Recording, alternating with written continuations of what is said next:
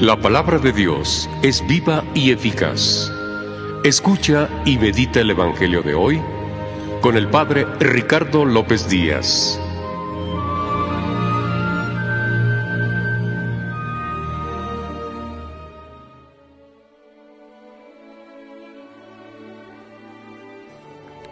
Hoy sábado 22 de noviembre, escuchemos el Santo Evangelio según San Lucas. En aquel tiempo se acercaron a Jesús algunos saduceos.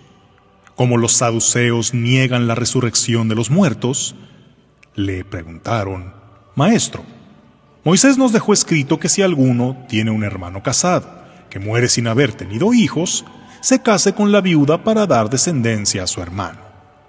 Hubo una vez 7 hermanos, el mayor de los cuales se casó y murió sin dejar hijos. El segundo, el tercero y los demás, hasta el 7º, tomaron por esposa a la viuda. Ahora bien, cuando llegue la resurrección, ¿de cuál de ellos será esposa la mujer? Pues los 7 estuvieron casados con ella. Jesús les dijo: En esta vida, hombres y mujeres se casan, pero en la vida futura, los que sean juzgados dignos de ella y de la resurrección de los muertos, no se casarán, ni podrán ya morir, porque serán como los ángeles e hijos de Dios, pues Él los habrá resucitado. Y que los muertos resucitan, el mismo Moisés lo indica en el episodio de la zarza, cuando llama al Señor Dios de Abraham, Dios de Isaac, Dios de Jacob, porque Dios no es Dios de muertos, sino de vivos, pues para Él todos viven. Entonces unos escribas le dijeron: Maestro, has hablado bien. Y a partir de ese momento, ya no se atrevieron a preguntarle nada. Palabra del Señor.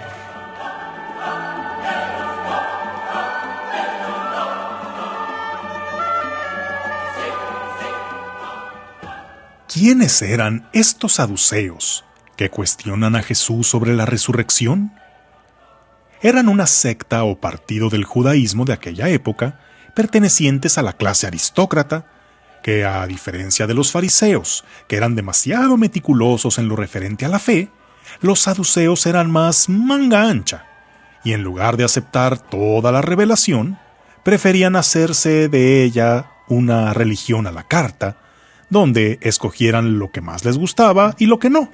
Por ejemplo, de la Biblia aceptaban solo los 5 primeros libros y negaban verdades como la inmortalidad del alma y la resurrección, como vemos en el pasaje, planteándole un hipotético caso a Jesús.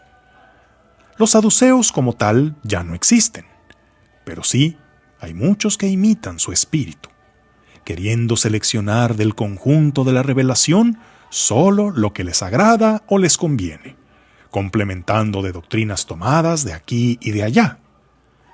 Debemos entender que hay algunas cosas que podemos tomar o dejar y no nos definen como católicos. Por ejemplo, puedes preferir para tu devoción una u otra advocación de la Virgen María, o puedes verte más identificado con la forma de orar de los carismáticos o de los contemplativos, y ambas formas son buenas. Pero hay otras cosas que no son opcionales, son esenciales, porque son verdades vinculantes. Hace poco, un estudio reveló que solo 1/3 de los católicos estadounidenses creen en la presencia real de Cristo en la Eucaristía. Si esto es verdad, es algo sumamente grave. La fe en la Eucaristía es la verdad más católica que existe, es lo que más nos define como católicos.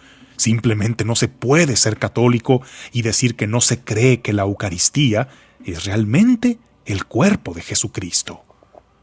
¿Y qué pasaría si ese mismo estudio se hiciera sobre verdades como la resurrección, la divinidad de Cristo, la maternidad virginal de María, la existencia del cielo y del infierno, la intercesión de los santos? El resultado podría ser escalofriante. Sin mencionar además los muchos que se consideran católicos y acuden a prácticas como el yoga, el reiki, limpias, tarot, constelaciones familiares, horóscopos, que en su vocabulario manejan muchos términos como buena vibra, karma, enviar luz, yendo a terapias de coaching donde les enseñan a decretar, y eso a lo que llaman Dios es una fuerza cósmica que está solo para cumplir tus deseos, darte abundancia y prosperidad.